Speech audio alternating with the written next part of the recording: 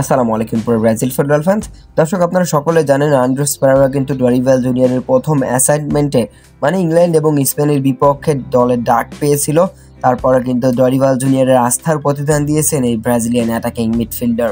কেননা দুটো ম্যাচে তিনি যে কয় মিনিট খেলার সুযোগ পেয়েছিলেন সেই কয় মিনিটে কিন্তু নিজের জাত চেনাতে বিন্দুমাত্র ভুল করেননি এই অ্যাটাকিং মিডফিল্ডার।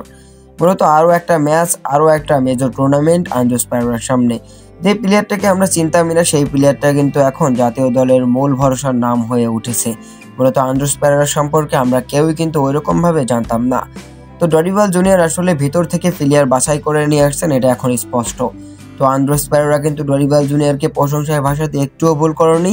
আগামীকাল ব্রাজিল মাঠে নামছে, এই মাঠে নামার আগে কিন্তু ডরিভাল জুনিয়র সম্পর্কে আন্দ্রেস পেরেরা কিন্তু বেশ কিছু কথা বলেছেন।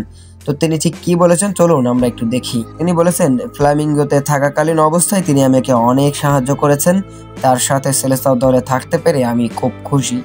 মূলত আন্দ্রেস পেরেরা বলছেন ফ্ল্যামিঙ্গোতে তিনি যখন খেলতেন ব্রাজিলিয়ান লিগে তখন কিন্তু ডরিভাল জুনিয়র তাকে অনেক সাহায্য করেছিলেন, অনেক কিছু শিখিয়েছেন এবং তার একই সাথে কিন্তু এবার সেলেসাও দলে থাকতে পারছেন আন্দ্রেস পেরেরা, সেজন্য কিন্তু তিনি অনেক বেশি খুশি।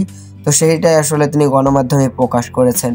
মূলত একজন ফুটবলার একজন কোচের প্রতি খুশি থাকা মানেই কিন্তু ওই ফুটবলার ওই কোচের মধ্যে কিন্তু আন্ডারস্ট্যান্ডিংটা ভালো, এটা স্বাভাবিক ব্যাপার।